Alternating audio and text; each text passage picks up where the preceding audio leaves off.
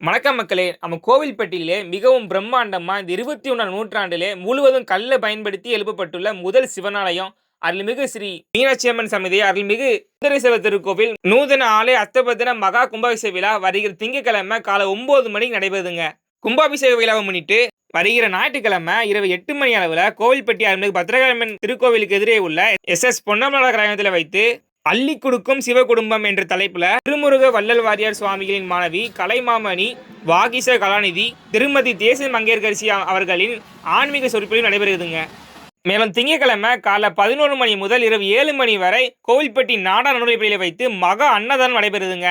7 மணி அளவுல சாமி அம்பாள் திருக்கல்யாணமும் திருவிதி விழாவும் நடைபெறுதுங்க.